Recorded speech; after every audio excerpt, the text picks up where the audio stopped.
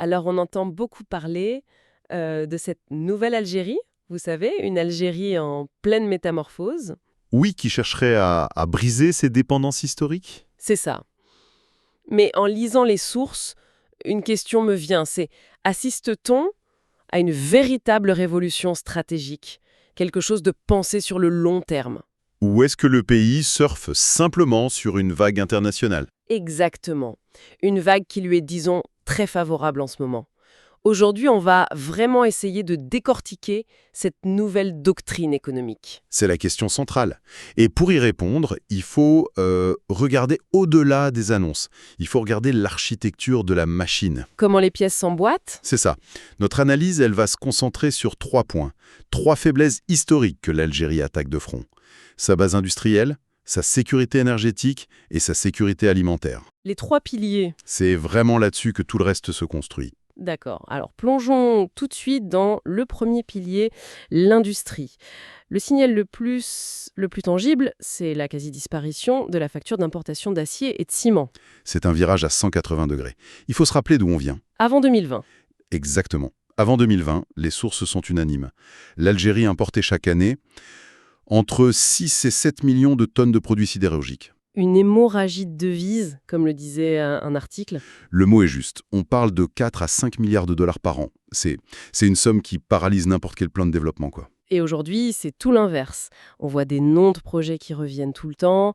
Bellara, la mine de Garadji-Beled. Voilà.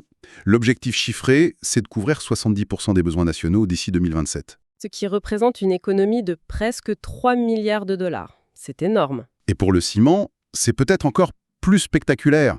Le pays est passé d'importateur chronique à exportateur net. Ils vendent à ses voisins maintenant. Ils vendent à ses voisins d'Afrique de l'Ouest. Hmm. Ce qui était un gouffre financier est devenu une source de revenus. Le tableau est impressionnant, c'est vrai.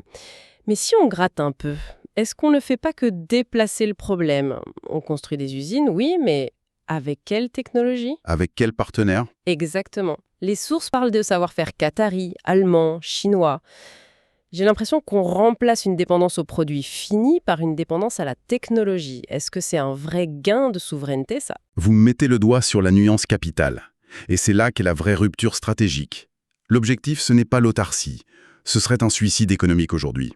Bien sûr. Le concept clé qui ressort partout, c'est la maîtrise de la chaîne de valeur. Pour la première fois, on ne se contente pas de monter une usine en kit. On met en place un écosystème. Un écosystème intégré. Qu'est-ce que ça veut dire concrètement? Prenons Garadji-Beled. C'est l'exemple parfait. Ce n'est pas juste une mine, c'est un monstre géologique. On parle de réserves estimées à 3,5 milliards de tonnes de minerais de fer. Ah oui, quand même. Mais le projet était pensé dès le départ pour alimenter directement le complexe de Bellara, à l'autre bout du pays. Et pour connecter les deux, Il a fallu un train. il a fallu lancer la construction d'une ligne de chemin de fer de près de 1000 km. 1000 kilomètres de rails en plein désert. Juste pour une mine. C'est une ambition folle, non? Ça semble presque démesuré. C'est démesuré, mais c'est à la mesure de l'enjeu. Sans ce train, Garadji-Beled, ça reste un trésor inaccessible. Une richesse théorique. Le train, c'est la clé qui ouvre le coffre. C'est exactement ça. Et c'est là qu'on touche à l'intégration. Le minerai sort du sol dans le Sahara, il est transporté sur ce train, et il ne quitte plus le territoire algérien. Avant d'être transformé en rail, en tôle pour l'automobile. Ou en pipeline. C'est ça l'idée. Donc, le vrai changement, c'est moins de produire de l'acier que de posséder toute la ligne de production, de la roche au produit fini.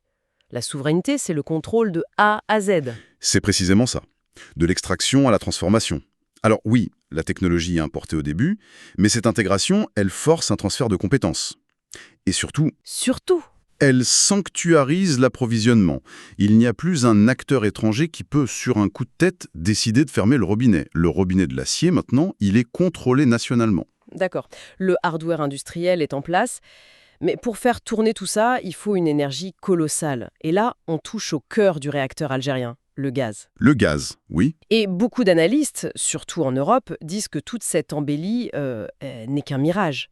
Un coup de chance lié à la crise en Ukraine. Qui a fait flamber les prix, oui. C'est l'argument classique. En gros, l'Algérie ne ferait que mieux jouer une carte qu'elle a toujours eue. Voir les choses comme ça, ce serait rester à la surface. La crise ukrainienne a été un accélérateur, un levier, mais pas le moteur. La stratégie a vraiment changé en profondeur. Ce n'est plus une simple logique de rente. Non. On n'est plus dans le survent du gaz au plus offrant. Alger gère désormais ce que les experts appellent un portefeuille énergétique. C'est une approche beaucoup plus assertive. Un portefeuille, c'est-à-dire? Ça repose sur 3 axes. Le premier, ce sont les contrats à long terme avec les Européens, l'Italie en tête.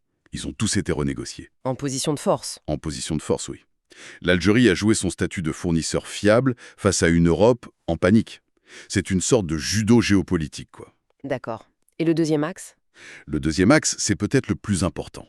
C'est l'investissement massif dans la liquéfaction, le GNL. Le gaz naturel liquéfié. Ce qui veut dire concrètement qu'on n'est plus prisonnier des pipelines. Exactement. On charge le gaz sur des méthaniers et on peut l'envoyer n'importe où dans le monde. C'est la fin du tête-à-tête avec l'Europe. On peut vendre en Asie si les prix sont meilleurs. On peut arbitrer les marchés. C'est une flexibilité stratégique immense. Et le troisième volet de ce portefeuille, c'est la préparation de l'après-gaz. Ah, voilà, c'est là qu'on voit apparaître ces méga projets solaires, l'hydrogène vert. Oui, le pays a enfin l'air d'avoir intégré que la rente fossile n'est pas éternelle. Mais là, sur l'hydrogène vert, en plein Sahara, j'avoue que j'ai du mal à me le représenter. Les sources évoquent la complexité, non? La consommation d'eau, le transport, ça semble presque de la science-fiction. C'est un défi colossal. Les sources ne le cachent pas. Technologique, financier. Mais c'est un pari stratégique. Le pari, c'est que le potentiel solaire du Sahara est tellement énorme qu'il faut bien commencer un jour. C'est ça. Ne pas investir aujourd'hui, c'est se condamner à rater la prochaine révolution énergétique. C'est un investissement pour la génération suivante.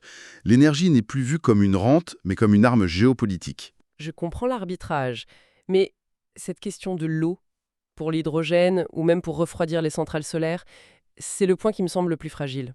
C'est un vrai défi, bien sûr. Mais l'approche, ça semble être que le risque de ne rien faire est encore plus grand. C'est un pari sur le fait que la technologie, notamment le dessalement, évoluera assez vite pour rendre ça viable. D'accord, un pari coûteux, mais jugé indispensable. Alors, industrie, énergie, mais il reste le point faible historique, l'angoisse du pays, La nourriture. le blé. L'Algérie est un des plus grands importateurs au monde. Est-ce que ce bouclier souverain s'applique aussi à l'agriculture? C'est peut-être là que le changement est le plus profond. Parce qu'il est d'abord philosophique. C'est-à-dire? La sécurité alimentaire, ce n'est plus un dossier technique du ministère de l'Agriculture. C'est traité au plus haut niveau comme un enjeu de sécurité nationale, au même titre que la défense, Et ça se traduit comment? par des projets quasi pharaoniques de céréaliculture dans le Grand Sud. On parle de centaines de milliers d'hectares mis en culture dans le désert. Du blé en plein désert. Là encore, on imagine la facture écologique. Les sources sont claires là-dessus. On puise dans des nappes phréatiques fossiles, non renouvelables. C'est le cœur du dilemme. N'est-ce pas une fuite en avant? On résout une crise du blé aujourd'hui en créant une crise de l'eau dramatique pour demain. Et c'est là que le pouvoir algérien a fait un arbitrage très clair. Le risque géopolitique de la dépendance alimentaire Une guerre en mer Noire, les spéculateurs, le chantage. a été jugé supérieur au risque écologique à moyen terme. C'est un choix. Un choix lourd de conséquences potentiellement.